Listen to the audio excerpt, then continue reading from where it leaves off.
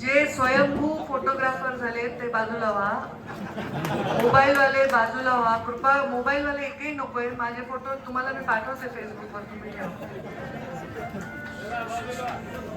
आज पिंपळनेर येथे आयोजित केलेल्या नगर परिषदेच्या या प्रचार सभेला सर्वप्रथम मी पिंपळनेरचं आराध्य दैवत श्री समर्थ सद्गुरू खंडोजी महाराज यांना नमन करते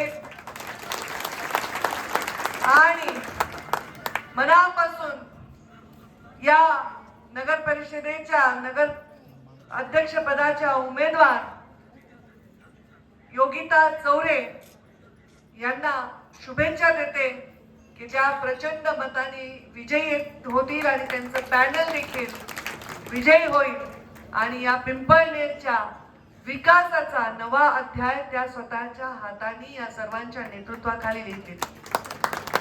या सभेला संबोधन करताना आताच ज्यांनी मार्गदर्शन केलं ते आमचे सर्वांचे ज्येष्ठ मार्गदर्शक माजी केंद्रीय मंत्री डॉक्टर सुभाष भामरेजी, मंचावर उपस्थित ज्यांनी मार्गदर्शन केलं, बरंच कंट्रोल त्यांना करावं लागलं, आमदार अनुप अग्रवाल, मंचावर उपस्थित माजी आमदार आणि आम्ही म्हणायला हरकत नाही आम्ही बालमित्र एकाच बिल्डिंग मध्ये आम्ही वाढलेलो आहोत. आता कुणाल बाबा पाटील म्हणावं लागेल राजकीय मंचामध्ये. मंचावर उपस्थित जिल्ह्याचे अध्यक्ष बापू कलानीजी, मंचावर उपस्थित बबनरावजी चौधरी, शैलेंद्र आजबे, मोहन सूर्यवंशी, प्रदीप कोठावले, वसंतराव बच्चाव, प्राध्यापक सविता पगारे, बापूसाहेब गीते, जयश्रीताई आहेराव, विकी कोपने, प्रमोद गांगुर्डे, मोतीलाल पोद्दार आणि या सभेला खास आवर्जून उपस्थित आमचे बंधू नाना करपे, उपस्थित सर्व मान्यवर आणि समोर सकाळच्या सभेला एवढी गर्दी करायली ते आमचे वडीलधारी मंडळी, टोपी वगैरे घातलेले सगळे माणसं दिसत आहेत, म्हणजे मुंडे साहेबांपासूनचे दिसतात, जुने माणसं दिसतात, त्यांना माझा नमस्कार. युवा बांधव सुद्धा सकाळची सभा असल्यामुळे जरा शांत दिसतात. सकाळी युवांना आवडत नाही लवकर उठायला, पण आता ताई आल्या म्हणल्यावर उठले, शांत दिसतात. आणि एवढ्या माझ्या माऊल्या इतक्या संख्येने या सभेची शोभा वाढवत असणाऱ्या माझ्या मायमाऊल्यांनो सर्वांना माझा नमस्कार. खरं तर सभेला भाषण काय करावं, माझ्याकडे स्वतःच्या 6 नगरपालिका आहेत, मी एकटीच आहे, आमच्याकडे काय एक बांबून अख्खा तंबू त्याच्यावर, त्यामुळे मी तिकडे आपलं म्हटलं आता पक्षाला यावेळी मला राज्यातून थोडीशी रजा द्या. पण मग मला बावनकुळे साहेबांचा फोन आला, जयकुमार रावळांचा फोन आला आणि सांगितलं ताई या सभा तुम्हाला घ्याव्या लागतील. त्यामुळे आज आणि उद्या आता पूर्ण राज्यभर माझा दौरा आहे. आता हेलिकॉप्टरच्या सभा असतात तर वेळेचं नियोजन करावं लागतं, नाही तर सूर्यास्ताच्या आधी मग प्रॉब्लेम होतो आणि मग रात्रीच्या सभांवर त्याचा परिणाम होतो आणि त्यामुळे हेलिकॉप्टर घेऊन जावं लागतं की एक सभा इथं, एक सभा सिंदखेड्याला, त्याची लोणारला, मग मुक्ताईनगरला, त्या अंतरासाठी. पण मला माहित नव्हतं अनुप अग्रवालजी हेलिकॉप्टरचा एवढा इश्यू होता इथं. आणि मुंडे साहेब आले होते, नानांनी मला सांगितलं की मुंडे साहेबांची याच ठिकाणी सभा झाली होती आणि त्याच ठिकाणी आपण सभेला मला बोलवलं, माझा सन्मान वाढवला. मी खूप आपल्याला धन्यवाद देते. मी राजकारणात येऊन आता मला सुद्धा 24 वर्ष झाली. आता काय मी लहान तरुण युवांमध्ये मोडत नाही, आता मी सिनियर झालेली आहे. या 24 वर्षामध्ये मी अनेक प्रचार केला आणि जे काय मी मुद्दे मांडले ते मुद्दे प्रत्यक्षात येतील का असा विचार करूनच मांडायचे. मला मुंडे साहेब नेहमी म्हणायचे, अरे एवढा विचार करते तू, काय मंत्री म्हणून भाषण करायली का, तू विरोधक म्हणून भाषण कर. पण मी म्हणायचे विरोधक आहेत पण एकदा मंत्री झाल्यावर हे करावं लागेल ना आपल्याला. तर जेव्हा आपण जनतेला शब्द देतो, तो शब्द आपल्याला पूर्ण करायचा असेल तर त्यासाठी संस्कार आवश्यक असतात आणि हे संस्कार भारतीय जनता पार्टीच्या कार्यकर्त्यांमध्ये. मला काल माझ्या एका राजकारणातील मैत्रिणीने म्हणली, एवढी का तू कष्ट घेते, तुझी थोडीच निवडणूक आहे. मी म्हणलं अगं ज्यांनी आम्हाला सत्तेत बसवलेलं आहे, ज्यांच्यामुळे आम्ही मंत्री आहोत, आमदार आहोत, खासदार आहोत, त्या माझ्या भारतीय जनता पार्टीच्या कार्यकर्त्याची निवडणूक आहे. माझ्या निवडणुकीपेक्षाही ताकदवर जास्त कष्ट मी या निवडणुकीमध्ये घेणार आहे, कारण हा कार्यकर्ता जेव्हा पाया होतो तेव्हा भारतीय जनता पार्टीची एवढी मोठी इमारत ही उभी राहत असते. हा देशातला नाही जगातला सगळ्यात मोठं संघटन आहे आणि या संघटनेचे तुम्ही सगळे शिलेदार आहात. प्रधानमंत्री नरेंद्र मोदी सुद्धा प्रधानमंत्री नंतर आहेत, आधी सच्चा भारतीय जनता पार्टीचा कार्यकर्ता आहे आणि तो कार्यकर्ता ज्याच्या वर्तवणुकीमध्ये, ज्याच्या वागण्यामध्ये, ज्याच्या संस्कारामध्ये नेहमी जिवंत राहतो, तो नेता लोकांच्या मनामध्ये सदैव घर करून राहत असतो. आणि म्हणूनच आज मुंडे साहेब सुद्धा, त्यांना जाऊन 11 वर्ष झाले तरी मुंडे साहेबांच्या आठवणीने अजूनही या सगळ्यांचे डोळे पाणावलेले मला दिसतात. आणि म्हणून हे जे आहे हे आहे आमच्या संस्काराचं नातं. आमच्या कमळाचं फूल जे आम्ही गळ्यामध्ये घालून फिरत आहोत, याच कमळाच्या फुलांनी दिलेल्या या देशाला वचनांचं नातं. काय काय वचन दिले होते देशाला? सर्वात महत्वाचं जनसंघापासूनचं आमचं वचन अंत्योदय. पंडित दीनदयाळ उपाध्यायांनी दिलेला देशाला शब्द ते म्हणजे अंत्योदय. अंत्योदय म्हणजे काय? अंताचा उदय, जो सर्वात अंतिम आहे त्याच्यापर्यंत विकास पोहोचवणं हे म्हणजे अंत्योदय आहे. आणि ते काम आमच्या पूर्व प्रधानमंत्री अटल बिहारी वाजपेयी यांनी ते आम्हाला बीजारोपण करून दिलं आणि आमच्या नरेंद्र मोदींनी अंत्योदयाचं स्वप्न पाहत पाहत ते पूर्ण करून नुसतं अंत्योदय नाही तर जगामध्ये महासत्ता बनण्याकडे वाटचाल केलेली आहे. आता आपल्या पिंपळनेरच्या या व्यापार पेठेमध्ये महासत्तेचा काय संबंध आहे? आता जीएसटी कमी झाला तर व्यापाऱ्याला बरंच वाटलं असेल ना, का नको वाटलं? जीएसटी कमी झाला तर सामान्य माणसामध्ये स्वस्ताई आली की नाही? जेव्हा टॅक्सेशनला व्यवस्थितपणे रेग्युलराइज केलं तेव्हा करोडो अब्ज रुपयाचा निधी या देशाच्या विकासासाठी तयार झाला. त्याच्यामुळं नॅशनल हायवे झाले, त्याच्यामुळे स्टेट हायवे झाले, त्याच्यामुळे मोठे मोठे पुलं झाले, त्याच्यामुळे रेल्वेचे मार्ग झाले, त्याच्यामुळं वेगवेगळ्या रेल्वे लाईन वंदे भारत वगैरे वगैरे झाल्या. त्याच्यामुळं आम्ही हे सगळं संकल्प पूर्ण करू शकलो. आम्ही संकल्प पूर्ण करू शकलो. पूर्ण बहुमताचे सरकार आले म्हणून लोकांना दिले जे वचन होतं ते वचन पूर्ण करू दिलं. आम्ही सांगितलं होतं आम्ही राम मंदिर बांधू, बांधलं की नाही? आम्ही सांगितलं होतं काशी विश्वनाथचा विकास करू, केला की नाही? पण काशी विश्वनाथचा विकास करताना माझ्या अल्पसंख्याक बांधवांना एवढा सुद्धा धक्का न लावता त्यांच्या बरोबर हातात हात घालून त्या रस्ता मोकळा करून देण्याचं काम करण्याचं सामर्थ्य जर कुणात आहे तर ते गरिबांचा भल्याचा विचार करणाऱ्या मोदीजींचं. खरं सांगू, गरिबांचं जे जीन आहे ते त्यालाच माहिती. आमचे बाबा आम्हाला सांगायचे, अगं तुला काय माहिती आहे, मी बिना चपलेचा शाळेत गेलो होतो. मी म्हणायचे मग मी काय करू, तुम्ही पांडुरंग मुंडेची मुलगी आहे, मी तर गोपीनाथ मुंडेची मुलगी, माझा काय दोष आहे? तर असा आपल्या पहिल्या पिढीने खस्ता खाल्लेल्या असतात, त्या खस्ता आपण पाहिलेल्या असतात, त्याच्याविषयी आपल्या मनात आदर पाहिजे. कोणतीही परिस्थिती कायम राहत नाही. पहिल्या पिढीने ज्या खस्ता खाल्ल्या म्हणून आपण आज इथे आहोत. आणि मी काय सगळं बोलले की त्या जगामधला एक बिंदू पिंपळनेरला व्हायचंय, नुसता जिल्ह्यातला एक बिंदू व्हायचं नाहीये. पिंपळनेरचा रस्त्यावर विकास ज्यांनी आणला त्याला मदत करायची का पिंपळनेरच्या विकासाला मार्गावर जे आणणार आहेत त्याला मदत करायची, हा साधा प्रश्न आहे. आणि म्हणून मी आपल्या मोदीजींच्या त्या संकल्पनांचा सन्मान करते. जनधन योजना, मला सांगा बरं, तुमच्या पैकी कितीतरी मायमाऊली आणि ते बापड्यांचे किती लोकांचे अकाउंट होते? 2014च्या आधी किती लोकांचे बँकेत अकाउंट होते? बँकेत अकाउंटच नव्हते. का केले? कारण तुम्हाला डायरेक्ट बेनिफिट सरकारच्या योजनेचं मिळावं. तुम्ही त्या पक्षाचे कार्यकर्ते नाहीत किंवा त्या विचाराचे मतदार नाहीत, ज्यांचे नेते सांगायचे की आम्ही दिल्लीतून पैसे पाठवतो पण लोकांपर्यंत पोहोचेपर्यंत ते शून्य होतात.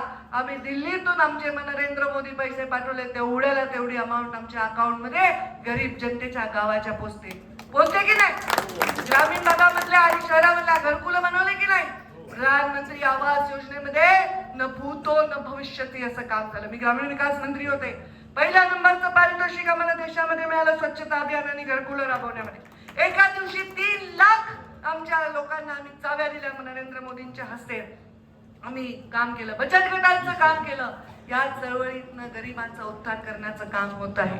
उज्ज्वला गॅस, कधीही चुलीपर्यंत समोर बसणाऱ्या बाईचं दुःख हे आम्हाला कसं कळलं असतं ते मोदीजींना कळलं, कारण त्यांची आई चुलीपर्यंत समोर बसून स्वयंपाक करायची. शाळेत जाताना गणवेश आपल्याला परवडत नाहीये त्यांना कळलं, कारण त्यांनी गणवेशाच्यासाठी पैसे नसल्यामुळे अडचणी निर्माण केल्या. ठिगळं लावून आपली शाळा शिकलेल्या. या मुलीचा जन्मदर वाढावा याच्यासाठी बेटी बचाओ बेटी पढाओ अभियान केलं. कारण पोषण, शोषण आणि शिक्षण ह्याच्या भोवती त्यांनी पूर्ण त्यांचं एक पुढचा मथळा रचला, पुढचं मार्गक्रमण रचलं. पोषण वाढवायचंय, शोषण कमी करायचंय आणि शिक्षण सर्वांना द्यायचंय, अशा प्रकारच्या भावनेने कामाला लागले. मग आज त्यांच्याच विचारांवर आमचे देवेंद्र भाऊ काम करत आहेत. देवेंद्र भाऊ म्हणायचं नाही, आता काय म्हणायचं, नवीन नाव आहे आमचं. म्हणजे आम्ही तर आमच्याकडे भाजपमध्ये थोडं जी लावायची पद्धत आहे. आबा दादा कमीच लावतो आम्ही, सगळे जी, किती मोठे नितीनजी, मोहन भागवतजी पण आले तर मोहनजी, परमपूज्य मोहनजी, ही सवय. आम्ही देवेंद्रजी म्हणायचो, पण आता देवाभाऊ म्हणायला लागलो. का भाऊ म्हणायला लागलो देवाभाऊ? कारण ह्या लाडक्या बहिणींनी त्यांना उपाधी दिली आहे देवाभाऊ. ह्या सगळ्या लाडक्या बहिणी आहेत. मोदीजींनी जनधन योजना आणली म्हणूनच लाडक्या बहिणीचे अकाउंट तयार झाले आणि म्हणूनच लाडक्या बहिणीचे पैसे आपल्या अकाउंट मध्ये येत आहेत. कोण कोण आहेत सांगा बरं लाडक्या बहिणी? हात वर करा बरं तुमच्यापैकी, लाजू नका, जोरात हात वर करा, नाही तर पुन्हा आम्हाला बघावं लागेल ना कुणाला वाढवायचंय काय करायचंय. या लाडक्या बहिणींमुळे आम्ही आज सरकारमध्ये बसलेलो आहोत. त्यांनी भरभरून आपल्या भावाला दिले. मी मध्य प्रदेशचे प्रभारी होते कुणाल, आणि मी मध्य प्रदेशची प्रभारी असताना मी जवळून पाहिलं शिवराजजी चव्हाण यांनी लाडली बहिणा योजना, अनुपला माहित असेल तर, या योजनेमुळे मामरेंना तर माहितच असेल, तुम्ही देशाचं राजकारण बघताय दादा, या लोकांनी महिलांचे मन जिंकले. महिलांचे मन जो जिंकतो, महिलेला जो सन्मान देतो, महिलेच्या विषयांवर, तिच्या पोषणावर, तिच्या शिक्षणावर, तिच्या स्वतःच्या स्वावलंबी होण्यावर सरकार काम करतं, ते सरकार 3-3 टर्म शपथ घेऊ शकतं, एवढी ताकद लोकांच्या जनमतातून त्यांना मिळते. आज गरीबाच्या घरी एखाद्या आरोग्याचा प्रश्न निर्माण झाला तर त्याच्या मरण्याशिवाय त्याला पर्याय उरत नव्हता. पण आयुष्यमान योजनेतून माझ्या ऑफिसमधून किमान रोज 10-20 लाखाचे लोकांना मदत मिळत असते. आयुष्यमान योजना आपण करतोय. मुख्यमंत्री सहाय्यता निधी, देवेंद्रजी फडणवीसांची सर्वोत्तम माझ्या मते जी योजना आहे ती मुख्यमंत्री सहाय्यता निधी कक्ष जो त्यांनी सुरू केला. इतकं काम गरीब माणसाचं, कॅन्सर झालाय, कोणाला किडनीचा प्रॉब्लेम आहे, कोणाचे काय अवयवाचं ट्रान्सप्लांट करायचं, या सगळ्या गोष्टी गरीबाच्या विचाराच्या बाहेर. पण आज सरकार त्यांच्या पाठीशी उभं आहे. मी कितीतरी लोकांचा आशीर्वाद हा आम्हाला मिळतो, पर्यायाने मिळतो, देवेंद्र फडणवीसांनाही मिळतो. नुसतं हे करून भागत नाही. देश सुरक्षित ठेवावा लागतो. आपल्या देशाकडे कोणी वाकड्या नजरेने बघितलं तर त्याला धडा सुद्धा शिकवण्याचे मनगटामध्ये कोणाच्या बळ असेल तर आमच्या प्रधानमंत्री. आणि मग हे मी बोलतेय का बोलते, कारण मी बघत होते उंच इमारत आहे, वरती बांधकाम चालू आहे. पाणी देत असाल तुम्ही याला, वरती टाकी बांधली असेल या कॉन्ट्रॅक्टरनी, वरच्या मजल्यावर टाकी बांधली आणि खालच्या मजल्यावर नळ लावला, तर वरच्या टाकीतून नळात पाणी येईल का? येईल का? का? कनेक्शन. बायका हुशार आहेत, पुरुष उत्तर देत नाही. नाही, ठीक आहे ठीक आहे ठीक आहे, मला थोडं भाषण करून करून गळा गेला. तर वरच्या टाकीमध्ये जर आपण पाणी भरलं तर खालच्या नळामध्ये येणार नाही जोपर्यंत कनेक्शन लावणार नाही. मग आता पिंपळनेरमध्ये जर घरकुलं पाहिजे असतील, आपल्याला झोपडपट्टी निर्मूलन करायचं असेल, अतिक्रमण काढायचं असेल, व्यापारपेठ सशक्त करायची असेल, सीसीटीव्ही कॅमेरे लावायचे असतील, सिग्नल लावायचे असतील, खरा खरा रस्ता जो लोकांना दिसेल तसा बनवायचा असेल, तिथे आपल्या खंडोजी महाराजांच्या तीर्थक्षेत्र विकासाचं काम हे चांगल्या क्वालिटीचं व्हायचं असेल, इथे बचत गटांचं काम व्हायचं असेल तर ते कनेक्शन शिवाय होणार नाही. आणि तुमचं कनेक्शन आहे योगिता चौरे आणि त्यांचं पूर्ण काय. जेव्हा आमच्या नरेंद्र मोदी वरती टाकीमध्ये विकास टाकतील आमच्या देवेंद्रजी फडणवीसांच्या पाईपलाईन मधून तुमच्या पिंपळनेरच्या नळामध्ये, तो तुमच्या पात्रात आल्याशिवाय होणार, कोणी त्याला रोखू शकणार. मी पर्यावरण मंत्री आहे, पशुसंवर्धन मंत्री, आदी ग्रामीण विकास, रोजगार हमी, जलसंधारण, महिला बाल विकास एवढ्या बद्दलचा अनुभव आहे. या सगळ्या मंत्रालयाच्या अनुभवातून एवढंच सांगते, विकास करायचा असेल तर सत्तेचा बॅलन्स महत्वाचा आहे. आणि जेव्हा देशात कमळ आहे, राज्यात कमळ आहे, तेव्हा आपल्या घरात कमळ असावं, आपल्या गल्लीत कमळ असावं, आपल्या पिंपळनेरमध्ये कमळ असावं, जेणेकरून विकासाला गती मिळाल्याशिवाय राहणार. ही गती आपल्या विकासाला द्यायची असेल, आपल्याला अगदी देशाच्या सुरक्षेपासून, संस्कृतीच्या सुरक्षेपासून, सर्व धर्मांना सोबत घेऊन आपल्या धर्माचा अभिमान बाळगणं, आपल्या धर्मावर प्रेम करणं म्हणजे सगळ्या धर्मांवर प्रेम करणे, हे आपल्या सहिष्णू धर्माची शिकवण आहे. सगळ्या जाती धर्मांना सोबत घेऊन छत्रपती शिवरायांचा, महामानव डॉक्टर बाबासाहेब आंबेडकरांचा, क्रांतीसूर्य महात्मा फुले आणि क्रांतीज्योती सावित्रीबाई फुलेंचा, आमच्या पुण्यश्लोक अहिल्यादेवी होळकरांचा, अण्णाभाऊ साठेंचा, असंख्य नावं सांगता येतील, यांचा इतिहास आहे. सामान्य माणसासाठी काम करण्याचा इतिहास आज जर कोणी रचत असेल तर आमचे नेते, भारतीय जनता पार्टीचे नेते, आमचे मोदीजी, आमचे देवेंद्रजी रचत आहेत. आणि या इतिहासाचे साक्षीदार नाही, शिल्पकार होण्याची संधी या मतदानाच्या निमित्ताने आपल्याला मिळाली. आमची राज्यामध्ये युती आहे, पण आमच्या कार्यकर्त्यांना निवडणुकीची संधी मिळणं हे पण आमचं कर्तव्य आहे. ज्या कार्यकर्त्यांनी युतीचं काम, महायुतीचं काम प्रामाणिकपणे केलं, त्या कार्यकर्त्यांना संधी देणं हे आमचं कर्तव्य आहे. आणि आज ही निवडणूक होत आहे.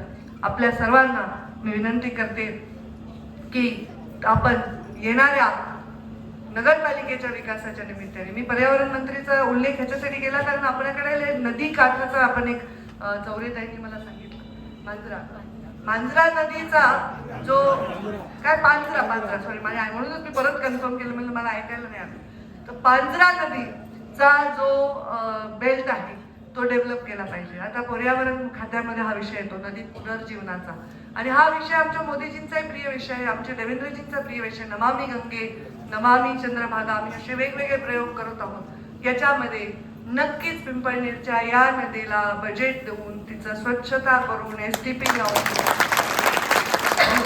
दोन्ही बाजूनी नदीचे तट बांधून, घाट बांधून, विकास करून या ठिकाणी एक चांगलं काम करता येईल. मी खरं तर आमच्या नगरपालिकेच्या निमित्ताने वॉर्डात छोटे छोटे कार्यक्रमही घेते. माझ्या गावामध्ये थोडीच मी स्टार आहे, तिथं तर मी वॉर्डात गल्ल्यात जावंच लागतं मला. तर तिथे जेव्हा मी जाते तर मी लोकांना म्हणते, काय मागता तुम्ही मला? तर मग लोक सांगतात, आम्हाला बौद्ध विहार द्या, आम्हाला भगवान बाबांचं मंदिर द्या, आम्हाला अजून कोणी महादेवाचं मंदिर द्या. म्हटलं खूप मंदिर मागताय, बौद्ध विहार मागताय, पण तुम्ही कोणीच मला अभ्यासिका मागत नाही, कोणी लायब्ररी मागत नाही. भविष्यातल्या मुलांची चिंता पण आपल्याला केली पाहिजे. मी जालन्याची पालकमंत्री आहे, मी जालन्यामध्ये आता अशा अभ्यासिका उभारती आहे, ज्या अभ्यासिकांमध्ये ग्रामीण भागाच्या, गरीब भागाच्या मुलांना MPSCचं, UPSCचं ट्रेनिंग करणारी सर्व पुस्तकं उपलब्ध असतील, नीटची परीक्षा देण्यासाठीची उपलब्ध असतील, त्यांना तिथे अभ्यासाला जागा असेल, नाही तर छोट्या छोट्या गल्लीबोळाने मुलांना अभ्यास होत नाही, त्यांना CCTV कॅमेरे लावतोय आम्ही, पूर्ण सोलारचे लाईट लावतोय, तिथे टीव्हीचं कनेक्शन देतोय, इंटरनेटचं कनेक्शन देतोय, जेणेकरून कोणते मोठे मोठे IAS अधिकारी वगैरे त्यांना मार्गदर्शन करू शकतील, मोठे मोठे डॉक्टर्स किंवा स्पर्धा परीक्षा घेणारे, क्लासेस असणारे हे त्यांना मार्गदर्शन करू शकतील. अरे भविष्याची पिढी घडवायची आहे की नाही आपल्याला?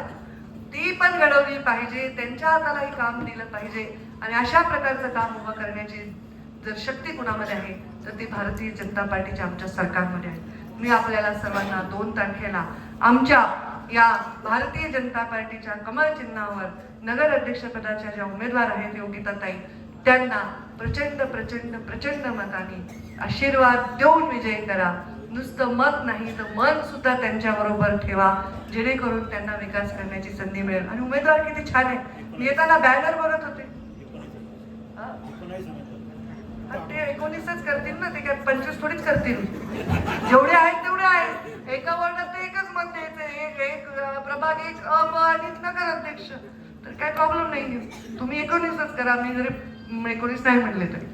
तर मी म्हणत होते, काय म्हणत होते विसरून, तर मी बॅनर बघत होते, तर मी विचारत होते हे कोण, ते कोण, ते कोण. ते सगळ्यात छान चेहरा मला तर आमचा उमेदवाराचा वाटला. आजच म्हणजे मी चेहरा, म्हणजे मी सौंदर्य आणि चेहरा नाही बोलत आहे, मी असा विचार करते की शिकलेली महिला आहे. आम्हाला सक्षमीकरण महिलाचं म्हणजे काय? तर महिलाचं सक्षमीकरण म्हणजे महिला ज्या स्वतः निर्णय घेऊ शकतात अशा महिला पण आवश्यक आहे. जेव्हा कागद येईल तेव्हा मुलाला, नवऱ्याला, बापाला, भावाला वाचायला देणाऱ्या आणि तो म्हणेल तिथे आंधळेपणे सही करणाऱ्या महिला नाही. महिला सक्षमीकरण म्हणजे अशा महिला उभ्या केल्या की ज्या स्वतः लिहू शकतात, वाचू शकतात, कायदा समजू शकतात, स्वतः निर्णय घेऊ शकतात. मग असेच व्यक्ती तुमचं चांगलं करू शकतात हा विश्वास तुमच्या मनामध्ये. पुन्हा भाजपचे संस्कार ते तर काही प्रश्नच येत नाही. त्यामुळे आपण त्यांच्या पाठीमागे उभे राहा. पुढच्या वेळी मी येईन जेव्हा आपला विजयी होईल पॅनल, तेव्हा त्यांच्या सन्मानासाठी मी येईन. तेव्हा रस्त्याचा प्रश्नही आपण मार्गी लावू. मी स्वतः देवेंद्रजी फडणवीसांना बोलीन आणि तो रस्त्याचा उद्घाटनाचा कार्यक्रम आणि त्याच्या आपण करू. पण तो फारच तुमच्या हृदयाला लागलेला विषय आहे आणि आमच्या गाडीला लागलेला विषय आहे. त्यामुळे तुम्ही सर्व हा विषय लक्षात ठेवा आणि पिंपळनेरच्या सर्वांगीण विकासाची. मी पहिली नगरपालिका येणार आहे, पहिल्यांदा नगरपालिकेला मतदान करताय, पहिल्यांदा मतदान करताय. कमळाशिवाय विचारच तुम्ही करायची आवश्यकता नाही हा मला विश्वास आहे. आपल्या सर्वांना विनंती करते आणि माझ्या वाणीला विराम देते. धन्यवाद. जय हिंद, जय महाराष्ट्र. मला पुढची सभा आहे, पुढचे नेते ऑक्सिजनवर आहेत, कृपा करून फोटो काढण्यासाठी मला अडवू नका. मी जेव्हा यांच्या सत्काराला येईन, जर तुम्ही बोलवलं तर तेव्हा मी तुमच्यासाठी निवांत फोटो काढेन. धन्यवाद. जय